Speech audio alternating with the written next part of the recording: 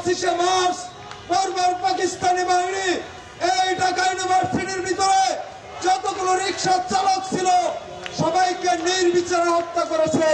55 বছরে একজন চালকও সেই হত্যার বিচার পায়নি। আমরা 24-এ আর একটি বিকল্প দেখতে পাচ্ছি।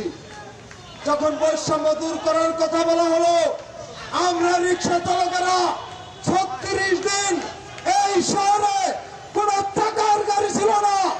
আমরা জীবনকে বাজি রেখে এই সংগ্রামে যাত্রীদের আনা করেছি, অভিভাবকদের হাসপাতালে নিয়েছি, সমস্ত দুর্নীতি পুরা করেছি। কিন্তু 2টি বছর হয়ে গেল, আমরা কি দেখতে পাচ্ছি? আমরা রিক্সা চালকদের কোনো ভূমিকায় রাষ্ট্রের কাছে দেখতে পাচ্ছি না।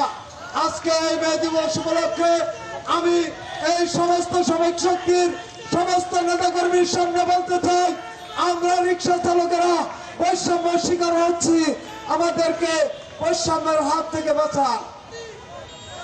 প্রিয় উপস্থিতি, আমি আর আমার আলোচনা দীর্ঘ করতে চাই না। এখানে আমার আলোচনা আজকে এখানে শেষ করছি। জাতীয় নাগরিক শক্তি ইনকিলাব জিন্দাবাদ, ইনকিলাব জিন্দাবাদ।